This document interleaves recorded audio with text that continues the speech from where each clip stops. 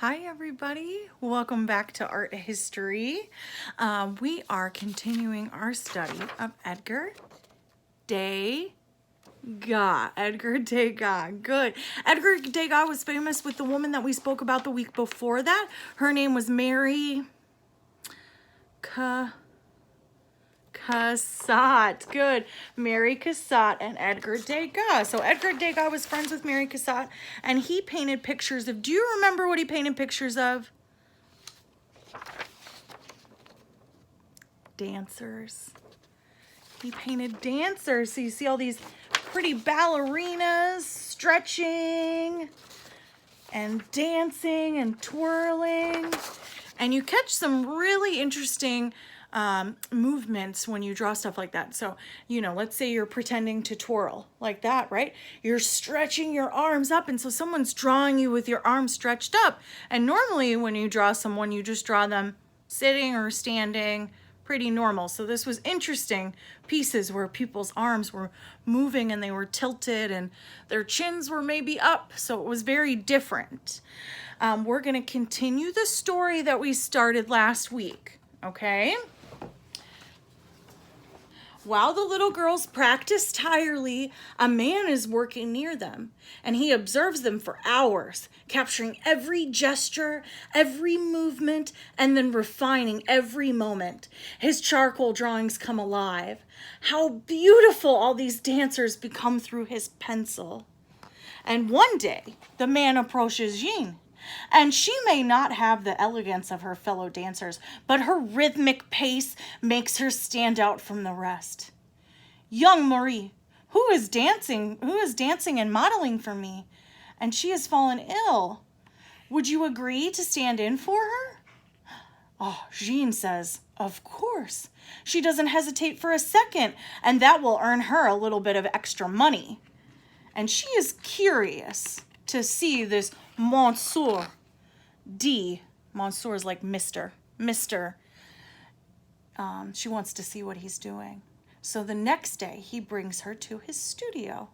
And Jean discovers every nook and cranny of the opera depicted on canvases that cover the walls, the classroom, the stage, the boxes, the wings. But it's not just the paintings. There's also a table covered with a cluster of statuettes dancing in the silence. And with her nose pointed upward as she is admiring some bluish tutus, Monsieur D waves to her, "Stay still. That is perfect. Right where you are." And with her hands behind her back and a casual look on her face, Jean often gets the butterflies in Monsieur D's studio. Yet she untiringly recovers, ties a ribbon through her hair, and holds her pose. And she gets the butterflies. That means she's nervous. She feels nervous. She feels like she has butterflies in her tummy. And with each position, the artist uses his fingers to transform his wax model, his little dancer. So he's making a statue back here with his hands of Jean. And who does it resemble? Marie? No, Jean. It has the appearance of one, but the posture of the other. So it kind of mixes the two of them together. And there are great preparations for the end of the year show at the opera. 1, 2, 3, leaps, pirouettes, folds, enchant, and Jean tries harder than ever. That evening, she can hardly feel her feet, back, or neck. And she thinks of giving up 1,000 times. And 1,000 times she starts all over again. Oh, what an easier life she has, that wax sister of hers. She's talking about the statue he made. She just gets to stand there. And finally, one evening, Jean puts on her festive costume. Her hands are trembling. Oh, and her heart is pounding. Oh, she's so nervous. And at the moment the orchestra strikes up for a tremendous ballet, a cloud of tutus enters the stage. And the dancers twirl about to the music in a rustle of frilled fabric. Sitting up in her box, Clemence, remember Clemence was Jean's mother, has tears in her eyes. And at the end of the show, there is an energy in the wings. Well done, my dove. One day you will be a star dancer. Me? A star? It takes more than dancers to make a ballet. You need music to blend with the movement. In that case, you should learn how to play the piano, says Monsieur D. You would make a great choreographer too, but at this stage, let us celebrate your first success as well as that of my little dancer. I have just finished it. So he finished what he was working on. Really? Can I go see her, please, Jean?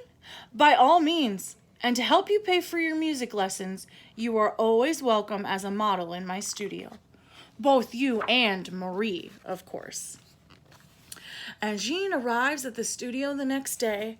With heartfelt emotion, she greets her double, and then she hands Monsieur D a small ribbon-tied package that he recognized immediately. Within the flower-printed paper, he finds Jean's first tutu and slippers. They're too small for me now, she says, but I know who would be able to wear them. You see the statue of Jean? He puts the tutu on her and the slippers on her. The artist bursts out laughing. Come on, let's dress our little dancer without further ado, and one day you will tell us her story at the opera. And there is the actual statue that he made. There's the tutu and the slippers. And that's Jean. So Monsieur D was Mr. D, which is Mr. Degas, Edgar Degas, who we're studying. Now, this week for your art project, I want someone to volunteer in your classroom to stand up at the front holding a dancer's pose.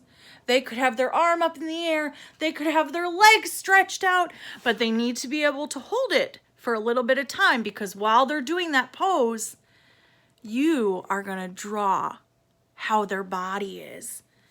So you'll draw their arms, even if they're stretched. You'll draw their legs, even if they're stretched out. And then you'll draw the rest of their body as well. And you could give them a tutu, or you could give them any kind of outfit you really want, even if you want to dress them as something goofy like a clown.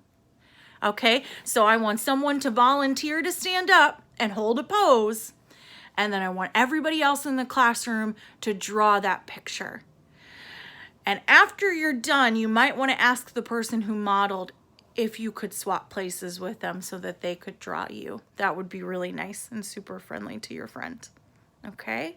So that's what I'd like you to work on. And I hope that when I'm walking through the school, I see somebody standing up at the front stretched out real far so that everybody can draw them. You guys have a good rest of the week, and I'll see you for art next week.